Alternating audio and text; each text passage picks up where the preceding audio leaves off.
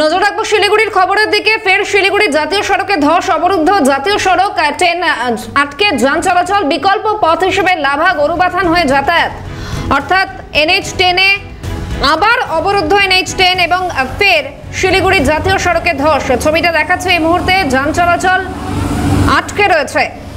Lava Gorubathan হয়ে যাতায়াত, বিকল্প পথ হিসেবে বেছে নেওয়া হয়েছে লাভা গরুবাথানকে। ফের শিলিগুড়ি জাতীয় সড়কে ধস, অবরুদ্ধ NH10, আটকে রয়েছে যান চলাচল।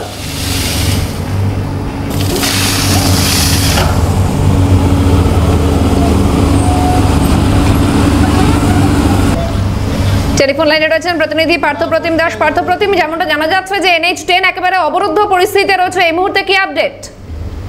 দেখো সাহানা, সকালের দিকে কিন্তু দুটো জায়গায় বড় ধস পড়েছিল জাতীয় সড়ক, যার কারণে কিন্তু অবরুদ্ধ ছিল। তবে যুদ্ধকালীন তৎপরতায় প্রশাসন সেই ধস সরায় এবং বিকেলের পর থেকে কিন্তু ওয়ান ওয়ে করে হলেও জাতীয় সড়ক আবার ফের চলাচল শুরু করে।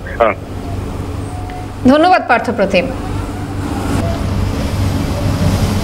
হ্যাঁ, বসে যাই, ও দাদা তো বলছি।